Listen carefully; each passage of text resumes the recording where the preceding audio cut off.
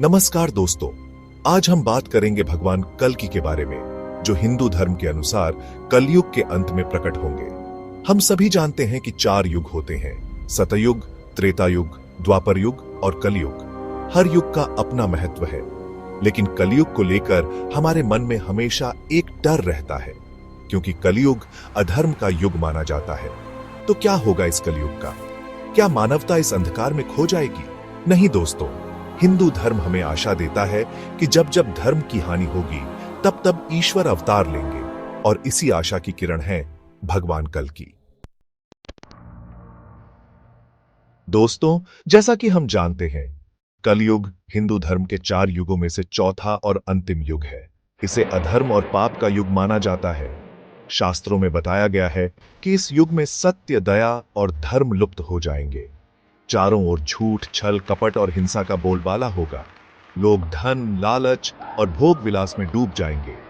रिश्ते कमजोर होंगे, प्रेम और विश्वास खोता जाएगा, स्त्रियों का सम्मान कम होगा और परिवार टूटेंगे। प्रकृति भी इस पाप का भार नहीं सह पाएगी। वर्षा समय पर नहीं होगी, भूमि बंजर हो जाएगी। धर्म के 4 खंभों में से 3, सत्य, दया और तप, नष्ट हो जाएंगे और केवल एक, दान बचेगा। लेकिन दोस्तों, निराश होने की जरूरत नहीं है, क्योंकि जब जब अंधकार अपने चरम पर होता है तब तब प्रकाश की एक किरण जरूर फूटती है। हिंदू धर्म में बताया गया है कि भगवान विष्णु, जो सृष्टि के पालनहार हैं, समय समय पर अवतार लेते हैं धर्म की स्थापना के लिए। और कल्कि भगवान विष्णु के दशावतारों में 10वां और अंतिम अवतार होंगे। पुराणों में कहा गया है कि जब अधर्म अपने चरम पर होगा और धर्म का अस्तित्व लगभग समाप्त हो जाएगा, तब भगवान कल्कि अवतरित होंगे। विष्णु पुराण के अनुसार जब कलयुग का अंत समीप होगा, तब भगवान विष्णु कल्कि के रूप में शंभल गांव में जन्म लेंगे। भागवत पुराण में कहा गया है, कल्कि अवतार एक अद्वितीय योद्धा के रूप में प्रकट होंगे, जो अपनी चमचमाती तलवार से अधर्म का नाश करेंगे।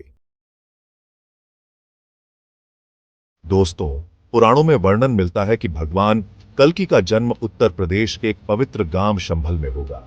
यह गांव अपनी पवित्रता, सादगी और आध्यात्मिकता के लिए जाना जाएगा।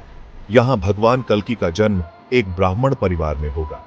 उनके पिता का नाम विष्णुयश होगा, जो एक विद्वान और धार्मिक व्यक्ति होंगे, और उनकी माता का नाम सुमति होगा, जो एक पतिव्रता और दयालु महिला होंगी। हालांकि शंभल गांव को शांति और धर्म का प्रतीक माना जाता है, लेकिन कलयुग में यहां भी अधर्म ने अपनी जगह बना ली होगी। भगवान कल्कि के आगमन से पहले यह गांव फिर से अपनी पवित्रता हासिल करेगा। दोस्तों, कल्पना कीजिए कि भगवान कल्कि कैसे दिखते होंगे। शास्त्रों में उनके स्वरूप का वर्णन मिलता है। बताया जाता है कि भगवान कल्कि का स्वरूप अत्यंत तेजस्वी और दिव्य होगा। वे सूर्य के समान प्रकाशमान होंगे। वे सफेद घोड़े पर सवार होंगे, जो तेज बिजली के समान होगा। इस घोड़े का नाम देवदत्त होगा। भगवान कल्कि के हाथ में एक चमचमाती तलवार होगी, जो सूर्य की किरणों से तेज होगी। यह तलवार धर्म और न्याय की स्थापना के लिए उपयोग की जाएगी। उनके शरीर से दिव्य आभा प्रकट होगी, जो उन्हें एक सामान्य मनुष्य से अलग बनाएगी। वे शक्तिशाली और अविजयी योद्धा होंगे, जिनके आगे कोई नहीं टिक पाएगा। दोस्तों, जब भगवान कल्कि पृथ्वी पर अवतरित होंगे, तब धरती और आकाश में एक अलग ही हलचल होगी। वे सबसे पहले अधर्मियों और पापियों का नाश करेंगे। वे अत्याचारी शासकों और लालची व्यक्तियों को खत्म करेंगे। जो लोग धर्म का मजाक उड़ाएंगे, जो लोग कमजोर और निर्दोष लोगों पर अत्याचार करेंगे, भगवान कल्कि उन्हें उनके किए की सजा देंगे। उन्होंने तलवार उठाकर उन लोगों को दंडित करने का प्रण लिया है, जो समाज में अन्याय और अधर्म फैला रहे हैं। लेकिन दोस्तों, उनका उद्देश्य केवल विनाश करना नहीं होगा, बल्कि धर्म, सत्य और न्याय की स्थापना करना होगा। उनके युद्ध में देवता, ऐशी और धर्मनिष्ठ लोग उनका साथ देंगे।